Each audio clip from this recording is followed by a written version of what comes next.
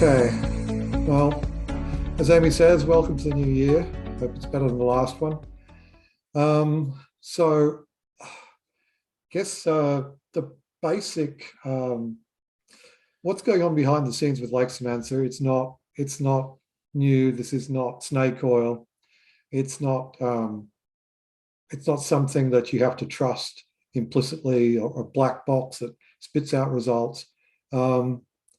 And I guess we were rather unusual in the corporate space, and that this came out of a university. It was validated in the peer-reviewed literature, and is still used by a lot of academic researchers. And I still have an academic post, actually. So what Leximancer basically is, in a nutshell, I call it automatic content analysis, but looking behind the curtain a bit on that, what it is, it's a way of getting software to discover the concepts present in a body of text based on the statistics within the text, and to create a model of the meaning in the text for you to interpret. And so that's the default way of using Leximancer, is to point at some text. It will develop a model. It's a content analytic model, and by that, content analysis is basically about coding, chunks of text. Each chunk of text, 2 sentences of text, gets coded with the concepts that seem to be being talked about. Leximancer does that. That's content analysis. But Lex uses a particular style of content analysis based around what was called complex systems theory. And don't worry, these are words. If they don't mean anything to you, that's okay. But if you're a researcher, this may be important to you, because content analysis is a method, a recognized method. Complex systems is also a recognized method.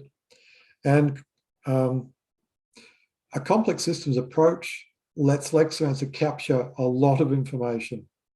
Now, there was a lot of criticism in the qualitative research space that when computers are used to analyze text, do qualitative or thematic analysis, that they chuck away a whole lot of nuance, a whole lot of subtle meaning. And some people call it reductionist, like they just throw away most of the complexity and the narrative, and you may as well just run a quantitative survey.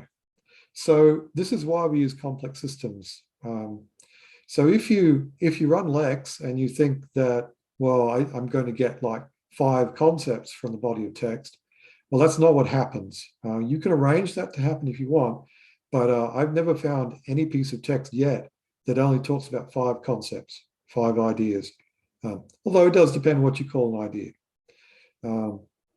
So this explains why Leximancer can look a little complicated. If you've used NVivo or you've done manual coding, where because with manual coding or theoretically driven, you've already got an idea of, I might have 5 or 10 ideas that I'm interested in, and I just code for those. Well, Leximancer doesn't have that luxury. It doesn't know what you're interested in, but it does have a pretty good idea what was important to the authors of this material. So it will surface what's in the material in a fairly complete and subtle way, so that you can see it. So it's a bit of a change in style, a bit of change of gear from doing manual content analysis. Because manual content analysis, you usually have a prior interest. You have a theory you want to check, or you have a way you want to code it. Well, Leximancer doesn't. Leximancer surfaces the information from the text. It's kind of like grounded theory. It's grounded in the data. And to allow a machine to do that, we use what's called a complex systems method. And roughly that means it discovers quite a lot of fairly simple concepts and shows you how they combine. So it's to do with the relationships, it's the connections between the concepts. And if you ever do a bit of reading about complex systems theory, that's the heart of it. Complex systems theory models a system by finding the relationships, the links between the ideas. And so if you just keep that in the back of your mind, when you see a Leximancer map, that's what it's trying to do. And I would say that this is one of the few ways that a computer can automatically capture a lot of nuanced content from text, rather than it knowing what you're interested in and coming up with the top 5 high-level thematic ideas. Computers aren't that smart. So anyway, I'll go through a few slides which kind of show a bit more about this, this theoretical framework that Leximancer uses. We didn't invent this framework, but we did create software which implements it and automates a lot of it. And by the way, you still have the responsibility of sense making, of understanding the model at the end and make it relevant to your research or your audience, your customers, whatever. So this is certainly not a system trying to replace the human. It's trying to empower the human. So Leximancer's entire purpose is to let the data generate a transparent model which can be interpreted by you, the analyst or researcher, so that you can efficiently conduct a sense-making examination of potentially a whole lot of text. And if you notice that Lex generates the model before you do the sense-making, that turns around your experience if you tried NVivo or Atlas TI. You do a lot of work going through the text and coding it and I guess creating some sort of model. Well, Leximancer, that's all done in a few minutes, the creating the model, but then you have to do the work. So you do the work at the end, understanding the model is created. So content analysis, it's about coming up with concepts or codes that can be applied to text. So that's a bit of an example of coding. These are paragraphs from a book which have been coded with concepts. Concept of family, of female and male, of manners and feeling have been coded, basically tagged or well, you could call it coding, you could call it classification, you could call it tagging. What it is indicating what this sentence is broadly talking about. Now, perhaps you could understand that this is a measurement. The system is measuring the import or the significance or the sense that's being communicated in this sentence here. Saying that predominantly this is about family and about female issues within a family. That's not the only thing it's about, of course. You could code it with a lot of other things, but you have to stop somewhere. You can't measure everything. Otherwise, every word in the text would be its own code, and you'd have like 20,000 codes, and that's hard to deal with. It's really hard to do any sort of sensible research with 50,000 variables, 20,000 variables. So yes, there is simplification definitely going on. So content analysis it's about coding text to work out what the main ideas and the main relationships are within the text. So when we're doing content analysis, we need to go and get our data. You need to get enough data. If you want to talk about all teachers in Australia, for example, with your research, then you're going to have to sample at some level all the demographics of teachers in Australia. That doesn't mean every teacher, but it does mean you need to get enough of regional teachers, rural teachers, male and female. You're probably not just going to have a bunch of 10 people in a focus group if you want to develop policy around all teachers in Australia. So that's sampling, and I guess most of us know about that. But text is no different from quantitative data. You need to worry about sampling. This is something that when you're coding, you do have to worry about. What is the unit of text that you want to code? Is it 2 sentences? Is it 1 sentence? Is it a whole newspaper article? With Leximancer, the codes are applied onto every 2 sentences of text by default, but you can change that. Now you need to work out what your concepts are. What ideas do I want to code into the text? Do I want to have grounded or emergent coding? Do I want to see let the data speak? Or do I have some predefined idea of the concepts or the themes I want to measure in the text? By default, Leximancer does grounded coding. It's emergent. It shows you what's in the text. If that isn't what you want, you can make Leximancer just code for the things you want. And that just requires a couple of techniques to use. Some of the Leximancer interface tools to define concepts and groups of concepts that you want to find. Okay, so now deciding what to measure in the text. Perhaps it's a little bit perhaps esoteric for a beginner, but it is still important that as a scientist or a researcher, most of what we do, I think, when we're doing experiments is deciding what to measure. If you're taking a survey, you decide what questions to put in it. If you're a physicist in a lab, you decide what to measure, whether it's temperature or gravity or mass or whatever. When you're coding text, you decide what concepts are relevant, are of interest. Now, perhaps it's the concepts that are important to the authors or the speakers. That's one way of doing it, but it might not be the only way. It might be concepts that are important to the research community or to your customers, your clients or whatever. So choosing what to measure in the text is, I'd say it's the art of being a scientist, because you can't measure everything. And if you don't measure the things that are important to the theory, then you'll probably miss, your research will go astray because you won't get those dimensions, those variables that are important as indicators or correlates or to explain the phenomenon or the theory that you want to explain.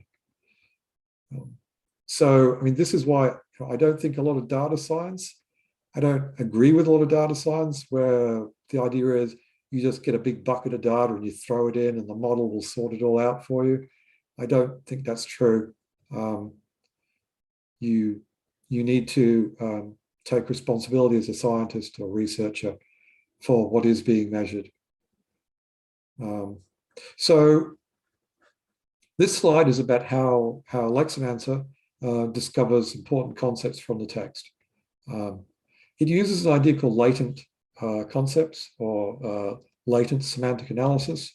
You can look that up in the literature. There are some open source, I guess, algorithms or code that can do latent concept discovery. They're not quite the same as Leximancer. When I was doing the research, I came up with a different method of doing latent concept analysis, which I think suits better the way humans use concepts. People use concepts hierarchically. There are really general high-level concepts that we talk about, like culture or sport or ethnicity. There are low-level concepts like, well, it might be a particular person or a weapon or a tool or a particular emotion or evidence of a particular emotion like crying or laughing. So, and then we combine those together. You know, we talk about the cultural indicators, which might include the art, the literature, and we might talk about particular authors or painters. So what we're building when we're making a document is we're weaving a hierarchy of concepts, very general high-level ones, and then we're using those as the glue to glue together a lot of very specific ideas to give it richness and detail. So there's a hierarchy to it, and there's relationships between these ideas. So, you know, if you wonder why topic model, why we didn't use topic model, which is a particular style of doing this sort of thing in literature, and you'll find tools in Python and R to do topic modeling. Well, because I don't think it suits the way we use concepts. I think it was not built with the way humans use ideas in mind. So anyway, this is an example of a latent concept which is extracted from text. And there are algorithms around, including one by us, which can say that a word was important to the authors, in this case, rifle. And then you can go and say, well, what are the words that travel together as an idea? And this is a collection of words that travel together as a particular idea. This is the idea of a firearm. And I can see a brand of cartridge, a sports shop, terms related to rifles. I can see rifleman, I can see clip. So this is what Leximancer does. It gathers together the vocabulary that indicates an idea. And then it uses this to code the text. So if you're wondering, well, what's the point? Well, this is what's used by the software to code a chunk of text. Does it have the words bolt action? Does it have sling? Does it have the Irving Sports Shop? If it has those words in it, then it will code it as being probably about a rifle. And in this case, it was a rifle being bought by Lee Harvey Oswald, because this text was from the inquiry into the assassination of President Kennedy. So, but it doesn't matter what the text is. This is the type of latent concept that Lex discovers and use it to do the coding. So it will code the text, and it will code whether the text has 1, 0, or more concepts in it. So you see here, this piece of text has been coded with 3. And that's important because that lets the software assess how important in the data is the idea of manners and feeling. How much do they co-occur together? How important are they together? They're talking about manners, and they're talking about males. It's a man, and such happy manners. So I guess in this book, a lot of the narrative is written from a female perspective, and from that perspective, the manners of the male seem to be important. Okay, so that's called relational content analysis, where the co-occurrence of these concept codes is important. So we're looking at coding, we're looking at counting the co-occurrences, how often concepts co-occur. I need to move along, so just move along now. There are 3 different styles of content analysis you might want to pay attention to. One is just frequency. How many times is a concept appearing? It doesn't tell much of a story. Relational is how many times do concepts co-occur? That starts to tell a bit of a story. And then with that information of how many times concepts co-occur, we can build a visualization. Visualizations, well, the concept map is what we use. So this is a concept map. It isn't generated by Leximancer. This was generated by market researchers. But it's a well-defined methodology. It's concept mapping. You can see there are top-level concepts. Like this theme at the top level is the VW Beetle, particular car. And then there's a hierarchy of other concepts that are related. Like the VW Beetle has neat colors, therefore, the silver and lime green. We've got Volkswagen Beetle is inexpensive because it has good gas mileage and it has a low stickers price. So there are stories which are forming here. So I notice people are interested in how I interpret the concept map. This is kind of my slide talking or introducing you to how you interpret a concept map. First of all, what defines the themes? These are the ovals or the bubbles. They're the important ideas. How are they connected? So the lines indicate how they're connected. These tell me the stories. So the Volkswagen Beetle is a good winter car because it has good traction. Okay, so that is a common narrative that is being used in the material. Okay. Another aspect of a concept map is distance. So if you look at the bottom half of this map, it's fairly pragmatic, right? So you just kind of squint a little bit, look at it from a distance, what is the difference between the top half and the bottom half? This is where you get what's called factors, and this leads into factor analysis. And if you do some reading on multidimensional scaling and factor analysis, you'll see the methodology behind this. That we've got themes, we've got connections between themes, and we've got a factor, which is the top to bottom factor. The bottom is very practical. The top is very aesthetic. That's important because you start to divide your audience into two ways of thinking. One is talking about neat colors and fun to drive and easy to park, sort of fun, it's aesthetic. The bottom is rather practical. So that's an important dimension that's operating in this map. So this slide is not a waste of time. This helps me talk to you about how you work into a concept map. So remember, there's what are the themes, how are they connected, and what are the dimensions? What is the top to bottom dimensionality of this map? If you want to read about that, look at multidimensional scaling and look at factor analysis. So Leximancer is nothing more than a system which can perform most of the steps of content analysis for you. You still have to decide your research question, find your data, and make sense of the final model. And that's okay. That's the way, that's a good thing.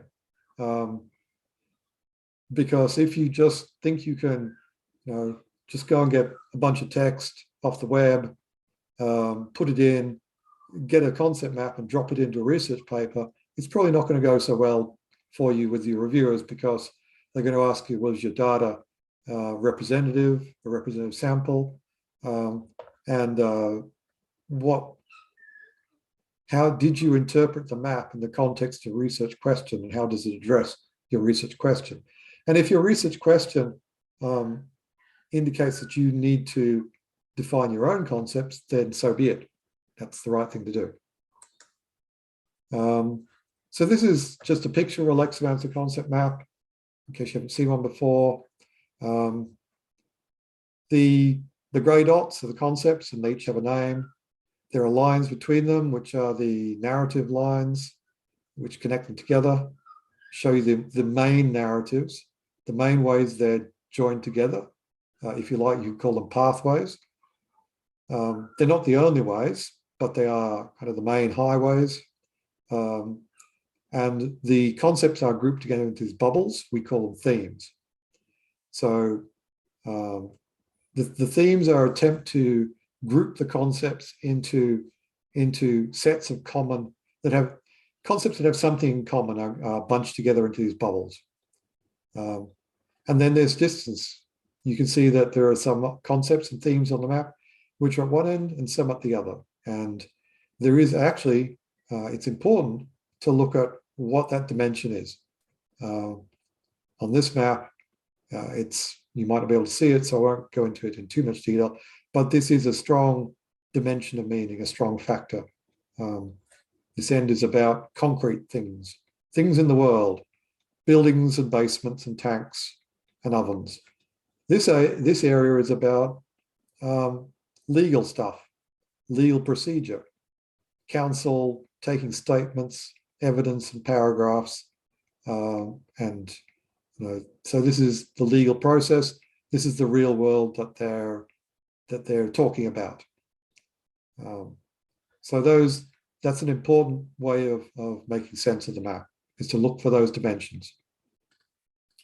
I don't think we need to talk too much about ways you could use it. Obviously, you can use it for literature.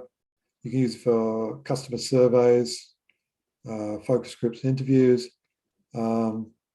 And you can use it for social media, Hansard, the transcript of Parliament, debates, that sort of thing, and company data as well. Future reading, I said Leximancer's methodology and methods were peer-reviewed. Actually, let's go to that. So this is where that publication appeared. It was in Behavioral Research Methods. The PDF is on our website if you're interested.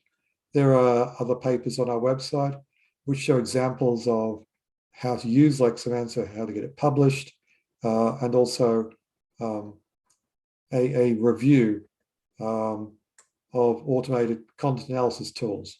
So there's quite a good review of all sorts of different tools which you can use to do this sort of work. If you want to know more about content analysis, this is a nice, reasonably short read that covers pretty much the basics of all you need to know. Basic Content Analysis by Weber. All right, so you can, of course, contact us on our contact form on the website. Take a free trial of the software. So in case you're a beginner, I might do a quick hello world, a quick project showing the basics, how you can get started. So when you open up Leximancer for the first time, you should see, well, what you see is something that looks like that. Just some links, a banner, and the where to start is on the left-hand side, where this is where you set up your projects. Project is a view of text. It's a lens or a window into your data. It's not the same as your data. You don't store your data in your project folder. So what you do, I've got folders already. If you want, you could create other folders. So if I want to create a folder, I select the folder I want to put it in. So I want to put a folder in my demonstration sets folder. But to start with, you would put it in your Leximancer projects folder. So let's create a folder. So in my demonstration sets, if I right click with my mouse, you can see a little menu comes up and I can create a new folder. If you don't have a right mouse button or it doesn't work properly, you can normal click on the folder and then you can use this little menu here to do the same thing. So you just need to make sure you click on the folder where you want it to go. So I can create a new folder and just call that test. Go. So it's created a test folder here, which currently has nothing in it. Now, if I click on test, again, right click and create a project. So go create project, and let's call it my project. Okay. So now under the test folder, I've got a new project called my project. And because I created a new project, it's actually opened up the control panel. You can see over here, this is a new project. You can tell that because all these indicators are blue. Blue means these have not been run yet. And you can see if I wanted to look at the results, I can't because there's nothing available yet.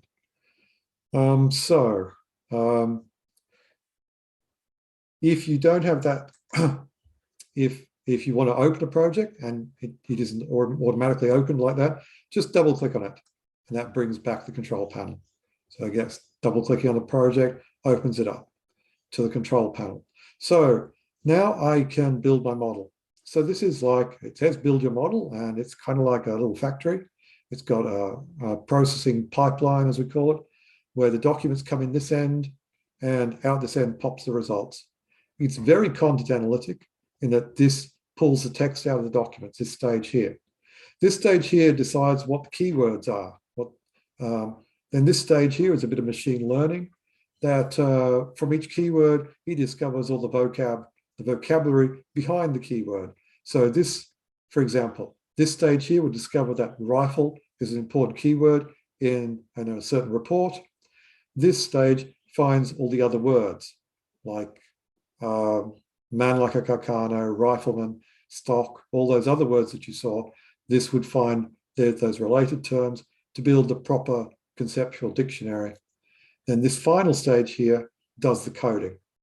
So if you're a content analyst, these are all things you would do. You go and find your text. Here is where you decide what your code book is, what are your important concepts. Then you get your research assistants or yourself, you do your coding, and then you get your models out the other end. So these are the stages of content analysis. Here are just some settings you could change. We won't go into too many today, but this is how you can change the way that the content analysis is done. So let's go and select some data. Now to do that, I click on the first stage of the processing. So get started, click select documents. Now I keep all my data in a folder called text data, generally, whole lot of stuff here. I might go and get this for a change, haven't done this in a while. This is, I found a website which is, it was a manual of a car, an automobile. So I went and got all that down. I thought, well, kind of be interesting to see if the software can find, get a concept map or as a systemic model, like a model of the systems in a car, just by pulling in some data. So what I did was I found the folder of my text data, and I just dragged the folder across into this area here. I could drag individual files if I wanted just to use some of the files, but I'm going to grab the whole folder and press OK. I don't have to tick it. The only reason there's a tick box here is if I want to remove stuff. So just make sure you select the folder or the files of your text and click OK. Just as an aside, the types of files you can process are you have some control over that. Let's just have a bit of a look at that. You can do Word documents, you can do PDFs, you can do RTFs, you can do CSV files.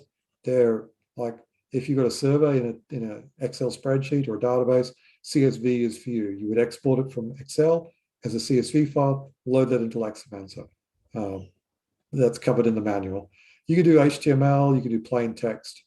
You can do whole collections of web pages as well. So all different stuff you might find on a website. That's a fairly advanced setting though. In this case, these are HTML files that I'm loading in. And so remember, I selected the folder and then hit OK. Now to get started, you don't have to do much. Select your document and then click on the final stage here called Generate Results. And that will start running the processing, the pipeline. And you can see the stages running through one by one as they complete.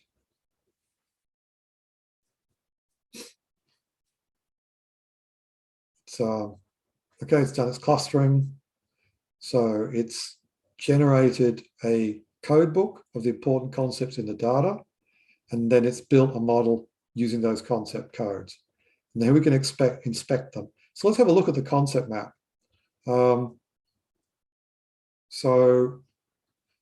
Okay, here I have themes.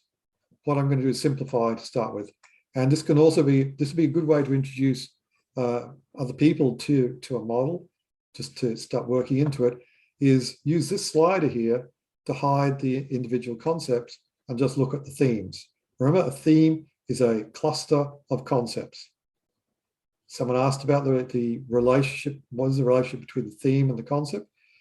So concepts are the bones of the map. So the thing is created using concepts, and then they're clustered into these clusters or these thematic bubbles. Okay, if you are curious, the way it starts, if you want to think about it, how is it built? It starts like this way. There are concepts. Each concept codes into the text a certain number of times, and it codes along with other concepts. So I can see repair and vehicle are coded together 20 times in the text. Repair is coded 43 times in the text. So remember, so repair is coded in 43 text segments, basically 2-sentence chunks of text. 43 of those have the repair concept coded into them. 20 of those are also coded with vehicle. And this is why you can see here there are links. These lines show those relationships. I can see repair is connected to transmission. We should be able to see that down here. So there is a connection between repair and transmission. There are two links, two places in the text. We could look at those two, right? So if I click on that number 2, I can see the 2 places in the text. You know, we're talking about repair and the transmission.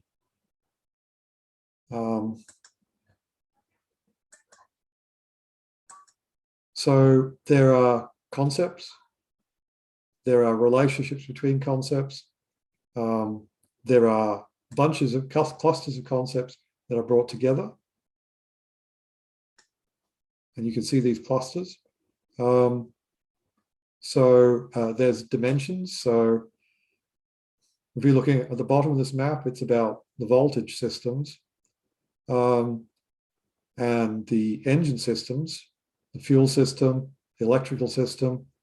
The top seems to be about the transmission, the steering, the brakes and the wheels, and I can see transmission there, and the gear and the shaft. So, and in the middle, there, it kind of glue that holds it all together is the idea of the engine, the air conditioning, the air conditioning pump, the coolant pump, and I guess system right in the middle. So other things you can see here. Now, this is kind of what I'm saying. The map is a fairly complex expression of meaning. And the only reason that's so is because a collection of text is a complex information space. And if we didn't try to show you the complexity with some degree of veracity, try to be honest about what's in the text, if we oversimplified it just to make it palatable, then we'd be throwing away meaning, and that could lead you to not seeing, not understanding things in the text that you needed to understand. So Leximancer tries to be honest what's in the text, not just make it a simple falsehood, if you like. So I mentioned hierarchy. So you can see the hierarchy.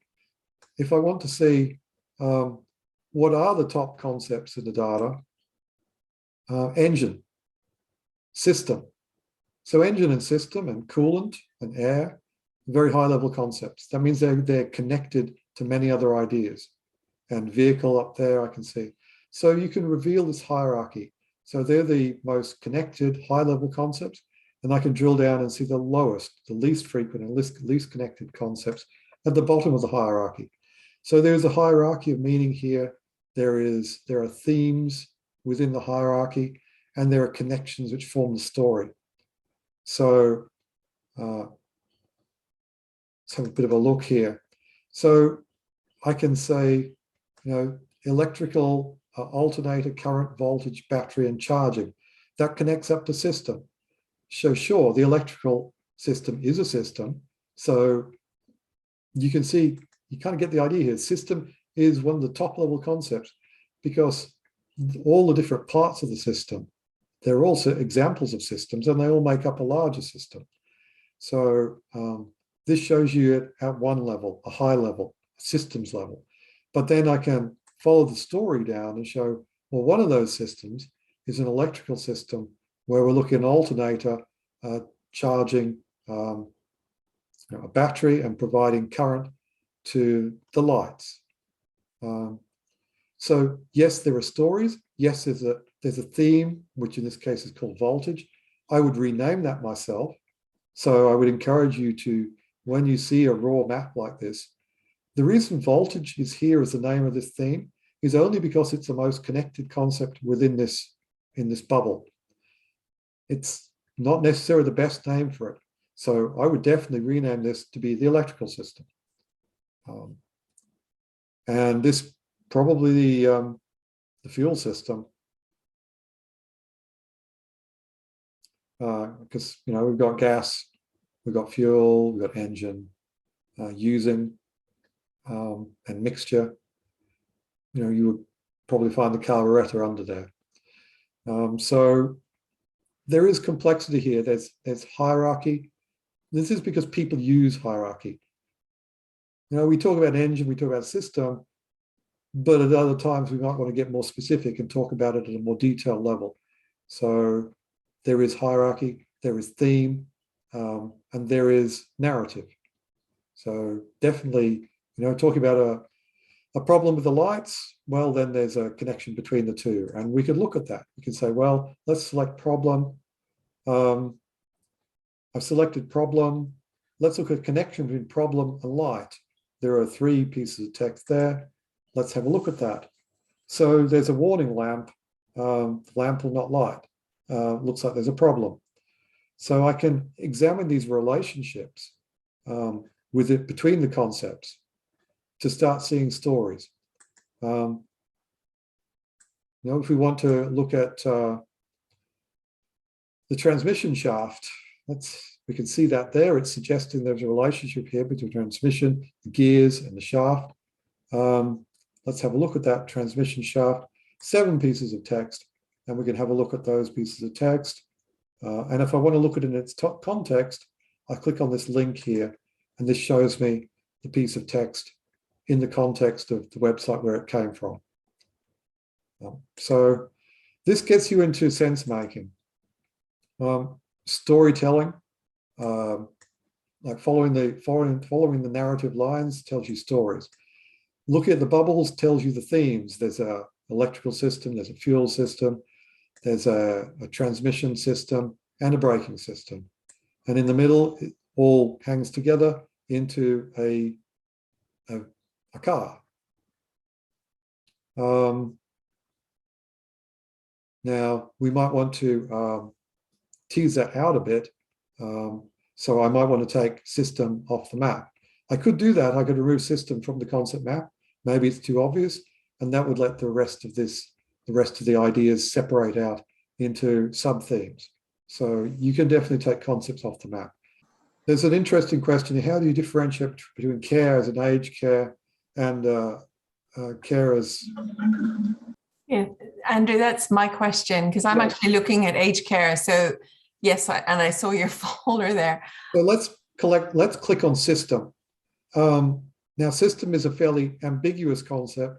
It needs to be there because it is, if nothing else, a system of systems, a car.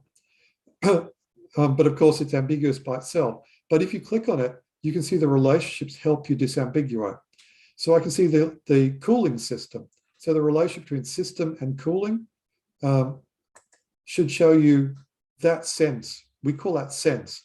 So to disambiguate the different senses of system, look at the relationships between them. There's a charging system, and you can see that here. A coolant system, electrical system. So can you see that the relationships can help you pick apart the different senses of an idea? Does that make sense? A little bit, yeah. I probably need to spend more time going through it, but this has just been super, super helpful, Andrew. I can't begin to express my gratitude. It's just when I saw a folder that of maps I've been looking at as well. It'd be cool. Yeah, so if we had, care here, we'd be looking at a concept like aged to show the relationship between care and aged.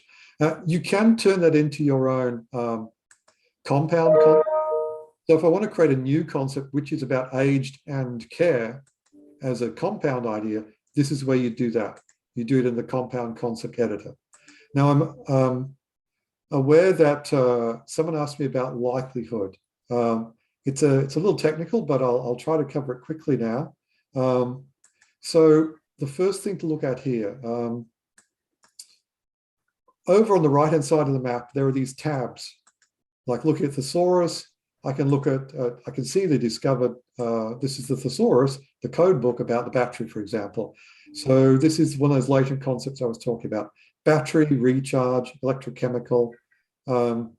So you can see, engine, we've got bypass, we've got circulate, we've got spark, and so forth, flow. So this is where you could see the definition of the concepts that Leximancer has built for you.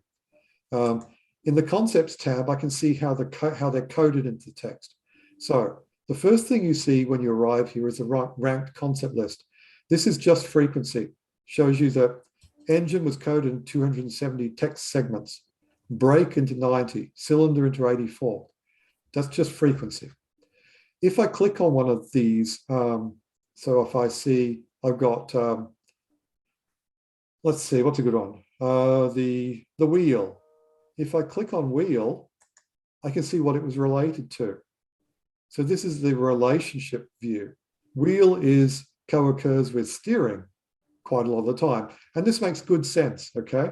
The steering wheel, the front wheel, the rear wheel. So these are different wheels. This is the steering. Well, it could be the steering wheel. It could be about the steering of the front wheel. And we can have a look at that by clicking through and looking at that relationship. Okay, and here's the steering wheel.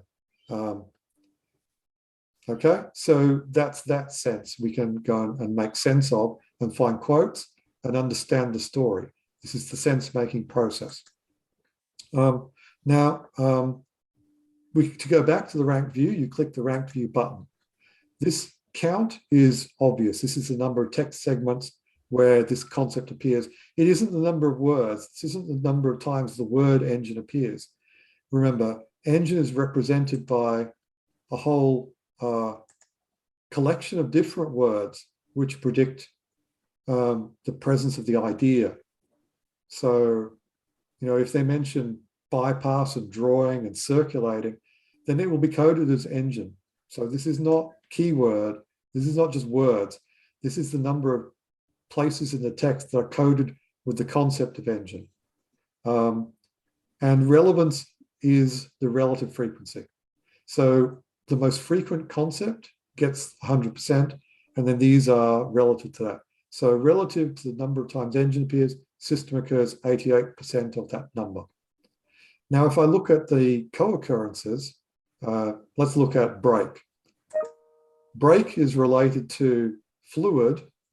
The brake fluid, the brake cylinder. This likelihood is 16%. And actually, if I hover the mouse over there, you can see it tells you the definition of it. But just quickly, this 16%, this says of all the places in the text that are coded with fluid, 16% of them are also coded with brake. Let's do it again for cylinder. This 14% says that cylinder is coded into, so many pieces of text. 14% of those also are coded with the brake concept. So it's the number of the co-occurrence count, in this case 12, divided by the number of times cylinder appears in total. It's a relative frequency, but it's this co-occurrence count divided by the total number of times the row item is mentioned. Now, you might ask why, what is that for? There are several reasons we use that. One is because it works. It actually gives, if I rank these concepts by likelihood, and notice they're not ranked by count. You can see it goes down to 5 and then back up to 9. They're ranked by likelihood. And it gives us a really intuitive listing, kind of a definition of what are the important ideas that go along with the brake system. Fluid, cylinder, the rear brakes, the wheels, and so forth. Secondly, what does it mean? Well, another way of thinking about it is this says that if someone talks about a cylinder, there's a 14% probability that they're going to talk about the braking system in this text. Okay. Another way of thinking about it is some of these concepts appear very frequently and some very infrequently.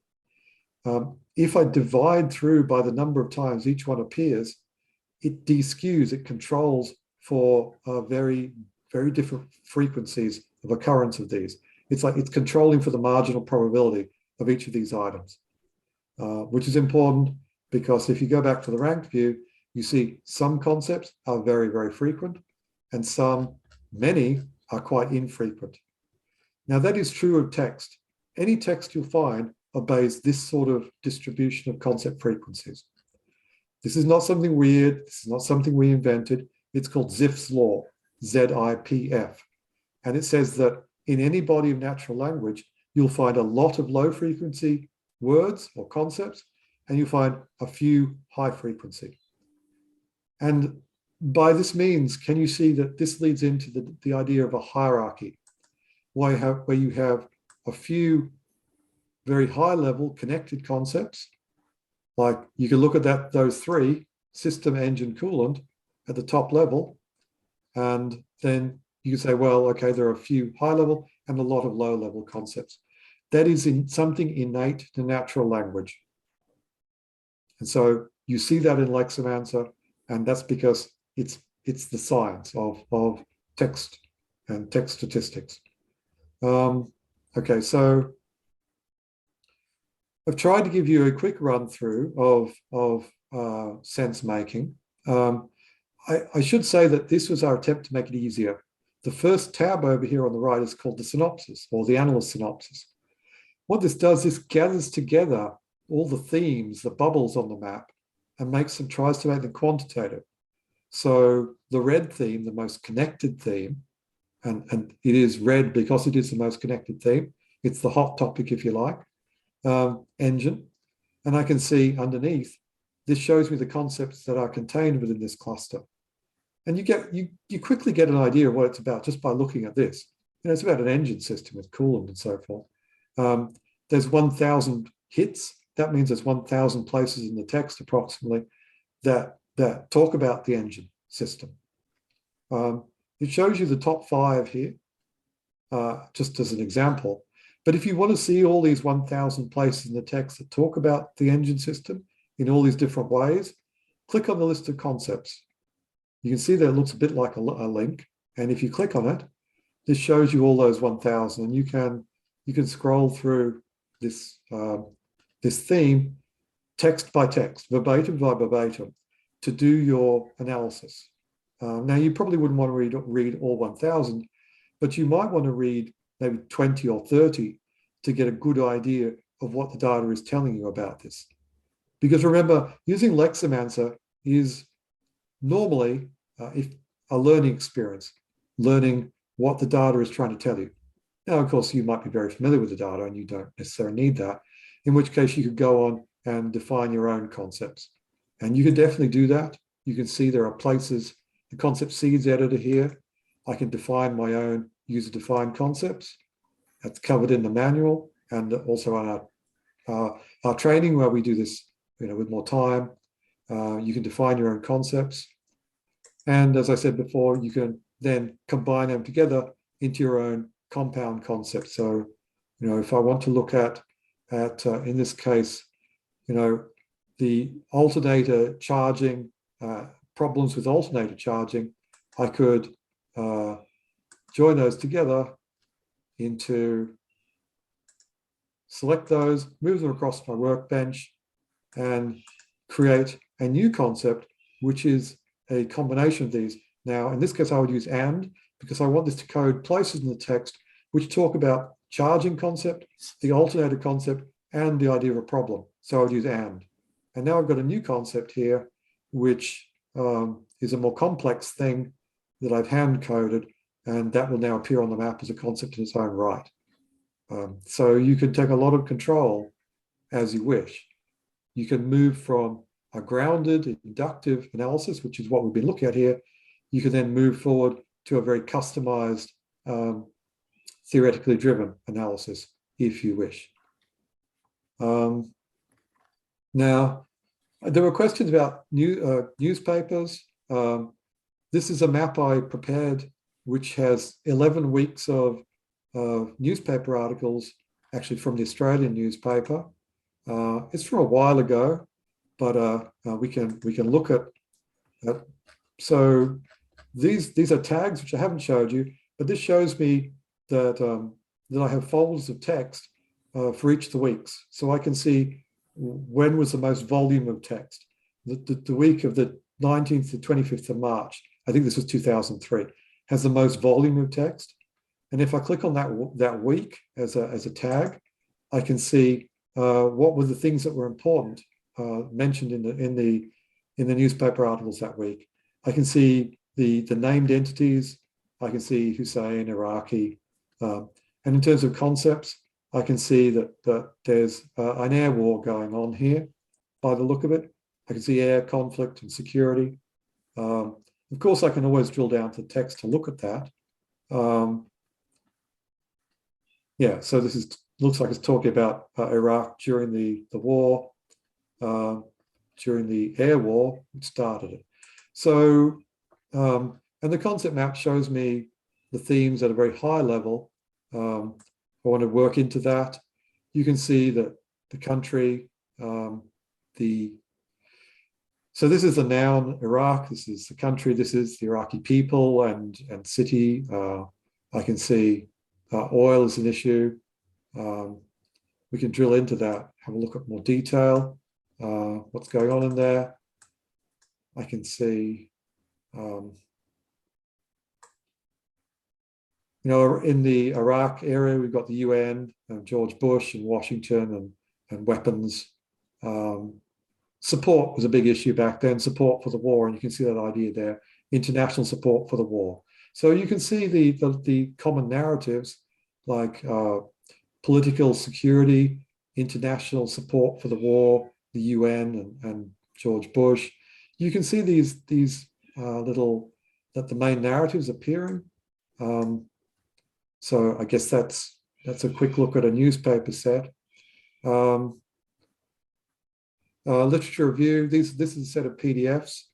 Quite a lot of PDFs. It's pretty much a big collection of all the PDFs that I've collected over the years. Showing all my research interests. I guess things to show here. You can, I mean, there's a lot going on here. There's a lot of my content analysis research, and also there's, well, it doesn't really matter what they are, but this is about counterinsurgency research. This is about content analysis. This is about language and human memory and the meaning of words. Human learning. So yeah, anyway, specific things with collections of articles, PDFs should work mostly, but remember there are PDFs come in all sorts of different flavors. So, you know, if you just got pictures of pages that haven't been scanned, haven't been OCR'd, sorry, they've been scanned but haven't been OCR'd, then you can't look at, Leximancer will not analyze just images. It has to be electronic text. And if they're password, if PDFs are password protected, you can't just, Leximancer won't pull the text out of those either. I've used the file tagging here to show me, basically get a tag for each journal article. Like here's an article called Marwan 2007. Quickly you can see what that's about. It's about systems. It's actually about, it's one of the really good complex systems papers.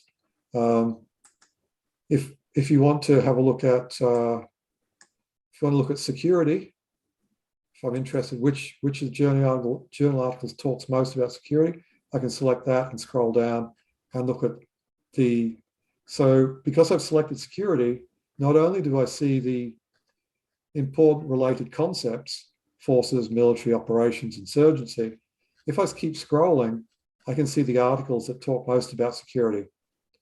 So healthcare and cybersecurity. Not sure what this one is. Looks like it's about compliance, data security. Yes, sorry, it's about data security. Yes. So you can include the names of the files as tags, which helps you when you have a large collection of text to work out what's going on. So if I want to know more about this RAND report here, this RAND organization, I can select it and see what it's about. It's about military operations and forces. And I can drill down to see what this particular document, when they're talking about power, I can go and click through and see that. So I'm looking at this particular article and I'm seeing what they say about power, and I can drill through, right through to the actual document itself. There are techniques to remove, help you remove bibliographic lists at the end of your articles. I'm running out of time to do it fully, but let's have a look. Where is it? Literature review. Simply speaking, what I did, I noticed in these that words the words PP, vol, and volume were very much uniquely indicative of bibliographic entries at the end because of the style of bibliography that was used in this sort of data. So I went into the concept seed editor and I created a user-defined tag, and I went in and added these using the tools as evidence, as terms, part of this tag. I called it bibliotags. So we can see, I renamed it bibliotags, use these terms as evidence. And what I'm doing here is I'm building a classifier that this is activated every time someone uses a bibliographic entry, and the bibliotags will be activated. And then what I do is in concept coding settings, I go into kill concepts. Now, careful about using these. Kill concepts are very strong. They will wipe out, they will remove a lot of data from your model if you use them. Now, sometimes you want that, but only use them if you know what you're doing. So what I did, I put in the bibliotags in as a kill concept. What that says is, if any piece of text has one of those tags like PP, vol, or volume, then it will be killed, it will be suppressed and not used in the model. So this means that in the model I just showed you, the amount of bibliographic entries at the end has been reduced to a minimum. The model is not looking at the bibliographic entries very much. And that I can do that without having to go back and edit those PDFs. So it's a simple way that you can get most of the way there if the data is suitable. But I can show you more about that, and I think we have a video about that as well. Since it's been asked again, I will try to give you some hints on sentiment analysis. But the first thing I'm going to say is sentiment analysis, there's no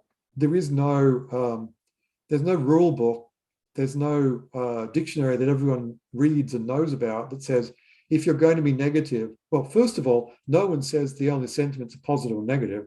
That's plain ridiculous. There are some really subtle sentiments out there. There's tragic, there's sad, there's hopeful, happy. There's all sorts of affect and emotion. And I think you could get that. And there's no rule book that says these are the words you must use if you're feeling happy, right? That's just not true. So honestly, as a researcher, and for researchers, when I train people to do affective, and affect is a fancy word for sentiment. It's a technical word for it. How I train people to do that mostly is to look at the map. Look at the map, get a concept map with a goodly number of concepts in, like 100 or more. So it's fairly rich and nuanced. And then look for your emotional areas on the map. I call them red flag areas. Look for some red flag words if you like. So let's make this easy on ourselves. I'm going to turn off the theme. So you can, I haven't showed you this, but you can change the size of your thematic bubbles. That's a basic cluster analysis. So this is hierarchical cluster analysis. If you want to read further, read about hierarchical cluster analysis. This lets you adjust the hierarchy.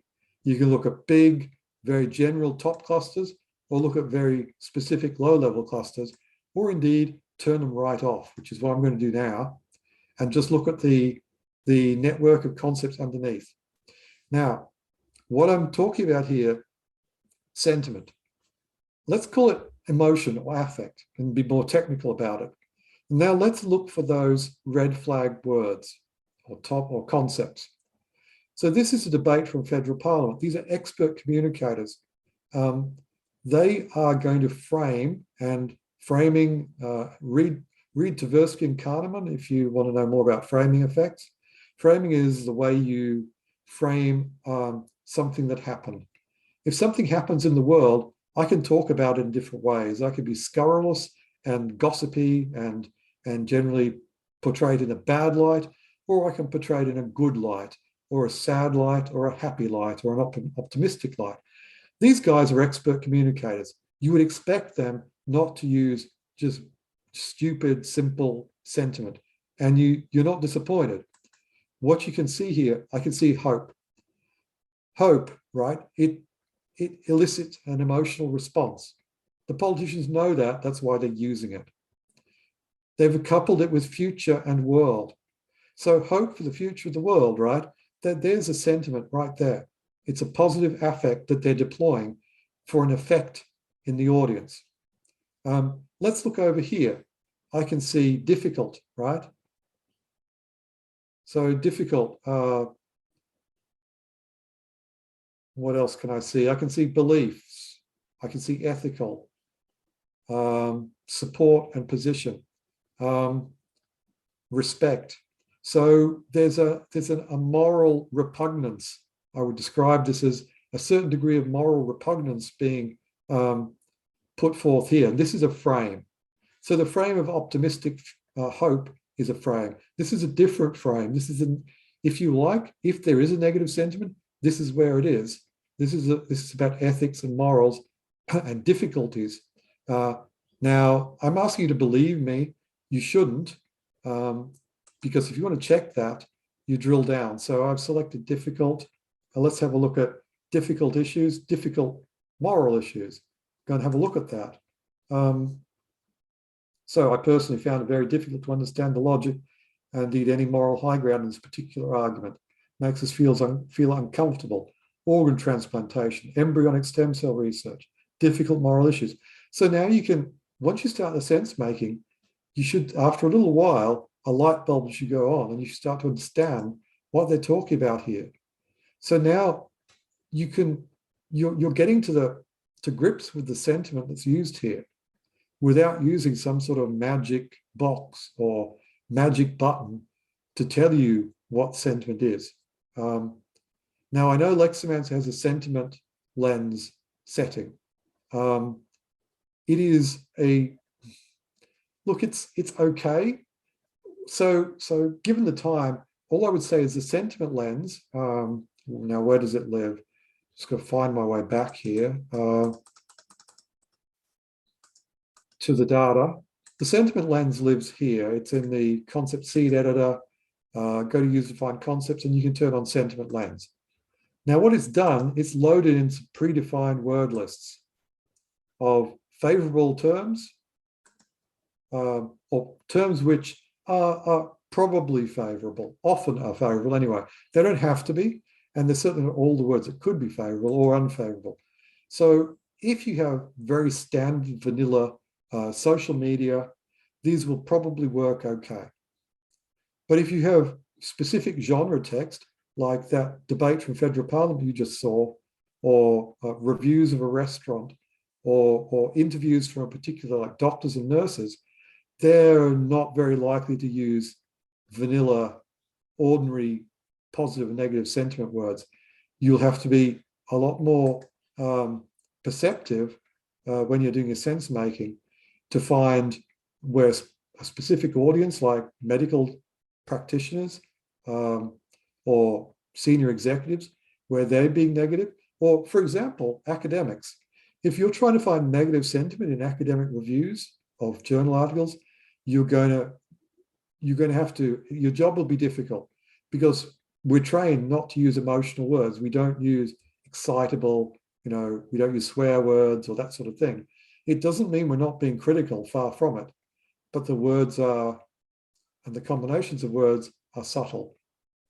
To indicate we don't agree with the research, but we're not going to start swearing, okay? So sentiment analysis is an art and a science all by itself. It isn't just a button you can push. Okay, so that will probably do, unless there are any other pressing questions. Thanks so much, Andrew. Thank you, Andrew. That's been amazing. Much. So there's a question from Anne. She's asking whether we can use sentiment lens for survey interviews. Well, again, it depends how It depends how populist and the language is in the surveys or the interviews.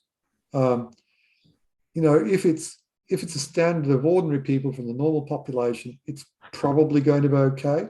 But you should still do quality control on it. You should still look at the text that's been brought back by your sentiment classifiers to check that it hasn't been led astray.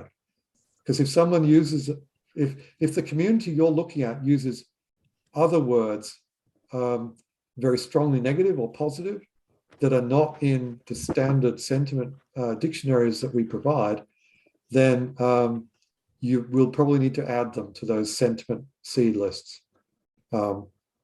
And we can show you how to do that. It takes, you need to know how to manually define a concept to do that. It's not hard, it's covered in the manual. Anyway, so yeah, that's my short answer is that. But of course, there is a longer answer to that. So this is a data set. This is a survey. This has tags in it. Really, the Insight dashboard, you need to master how to get Leximancer to make tags for you to use it to its best effect. Here I've got radius satisfaction tags from a survey.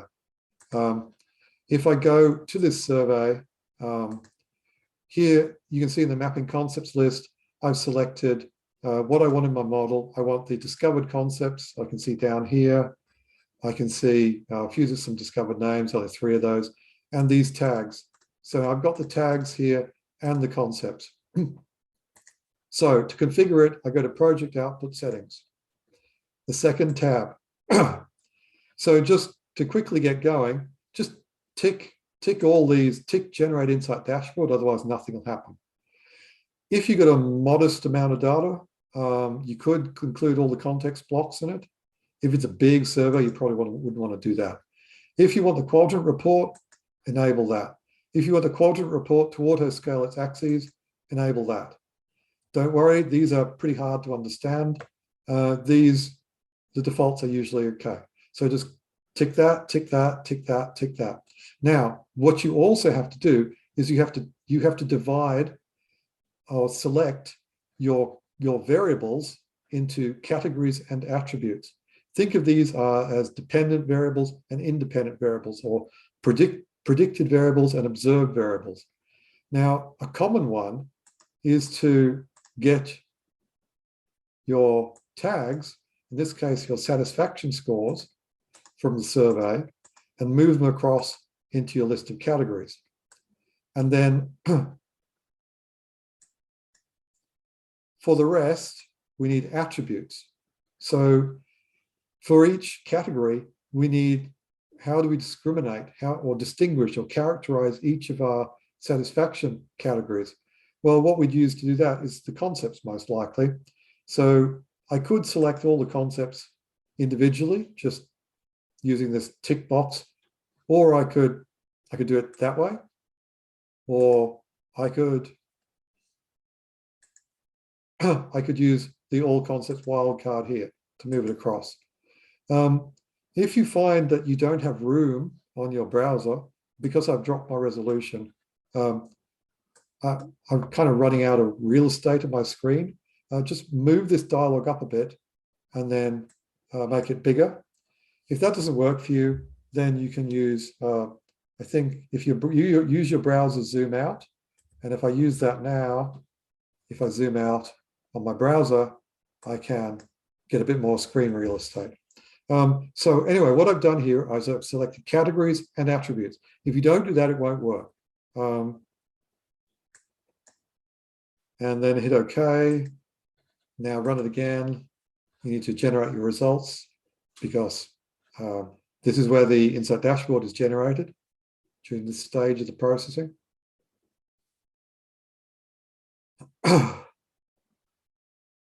And so that's going through and building the various models. Okay, so where it's exported here is the data exports. It's the first item here. You won't see these. These are, because I'm Leximancer staff, I get to see some other more technical outputs. But anyway, you need to just look at number 1 here, Insight Dashboard, download it. You can download it as an HTML or a PDF or a couple of other formats.